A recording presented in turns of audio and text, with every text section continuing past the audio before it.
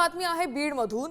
केज तालुक्यातील टाकळी येथील हत्या प्रकरणातील मृत विलास घुलेचा भाऊ रमेश घुलेवर सामाजिक कार्यकर्ते बाळासाहेब पाथरकरांनी गंभीर आरोप केलाय। रमेश घुलेने आवादा कंपनीला खंडणी मागितली आणि अधिकारी सुनील शिंदेंचं अपहरण करून मारहाण केल्याचा आरोप त्यांनी केलाय। तर संतोष देशमुख हत्या प्रकरणातील मुख्य सूत्रधार वाल्मिक कराड सोबतचे त्याचे फोटो आता समोर आलेले आहेत।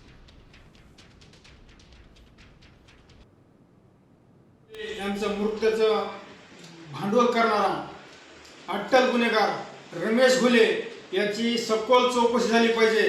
रमेश घुले हा खूप मोठा गुंड आहे, अट्टल गुन्हेगार आहे। पोलीस रेकॉर्डवर याच्यावर 12 पेक्षा जास्त गंभीर गुन्हे दाखल आहेत। याचा हा अट्टहास कशासाठी या की स्वतःला वाचवण्यासाठी याच्यावर एमपीडी सारख्या गुन्हा दाखल होणार आहे, म्हणून त्याच्यासाठी हा भांडवल करतोय। भावाच्या मृत्यूचं कारण हे इकडे त्याचं स्वतःची ढाल बनवतोय तो।